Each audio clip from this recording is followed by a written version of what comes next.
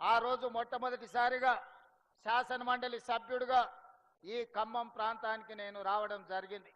ఆ రోజు నుంచి ఈ రోజు వరకు దాదాపుగా 19-20 సంవత్సరాలలో ఏ రోజు కూడా ఈ ఖమ్మం జిల్లాకు ఏ కార్యక్రమాలలో వచ్చినా మీరు మనసు నిండుగా ఆశీర్వదించి మీ గుండెల నిండా అభిమానాన్ని ప్రదర్శించి శాసనమండలి సభ్యుడి నుంచి తెలంగాణ రాష్ట్ర ముఖ్యమంత్రిగా బాధ్యతలు చేపట్టే వరకు ఖమ్మం జిల్లా ప్రజలు నిండు మనసుతో ఆశీర్వదించి ఈ రోజు ముఖ్యమంత్రి స్థాయికి ఎదగడానికి మీరందరూ అండగా నిలబడ్డందుకు మనస్ఫూర్తిగా మీ అందరికీ ధన్యవాదాలు తెలియజేస్తున్నాం మిత్రులారా.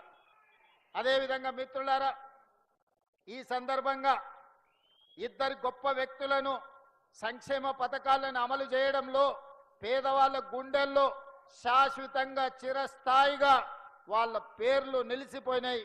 వాళ్ళ ఇద్దరిని ఈనాడు మనం స్మరించుకోవాల్సిన అవసరం ఉన్నది.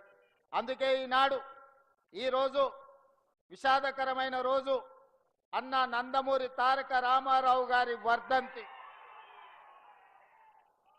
ఒక గొప్ప నాయకుడు. ఒకనాడు తెలుగు వాళ్ళంటే మదరాసీలని పిలుస్తున్న సందర్భంలో తెలుగువాడి ఆత్మ గౌరవాన్ని ప్రపంచానికే చాటి చెప్పిన గొప్ప నాయకుడు నందమూరి తారక రామారావు గారని ఈ వేదిక మీద నుంచి సగర్వంగా నేను తెలియజేస్తున్నా.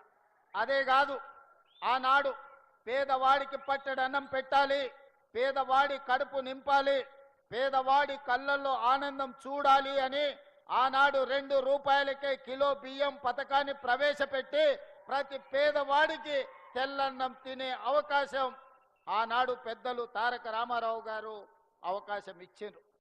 ఈనాడు ఆ రోజు ఎన్టీ రామారావు గారు ప్రవేశపెట్టిన 2 రూపాయల కిలో బియ్యం పథకాన్ని ఈరోజు ఉత్తమ్ కుమార్ రెడ్డి గారు పౌర సరఫరాల శాఖ మంత్రిగా బాధ్యత చేపట్టిన తర్వాత ఈ పథకాన్ని ఇంకా వినూత్నంగా పేదలకు అందుబాటులోకి తీసుకెళ్లాలి అని దొడ్డు బియ్యం కాదు సన్న బియ్యం ఇవ్వాలి, నాణ్యమైన బియ్యం ఇవ్వడం ద్వారా ప్రతి పేదవాడి కడుపు నింపాలి అని ఈరోజు రాష్ట్రంలో 3,17,00,000 మందికి ప్రతి వ్యక్తికి 6 కిలోలు ఉచితంగా సన్న బియ్యం పథకాన్ని ప్రవేశపెట్టి ఈ రోజు ప్రతి పేదవాడిని కడుపు నింపాలి, ప్రతి పేదవాడి ఆకలి తీర్చాలి అని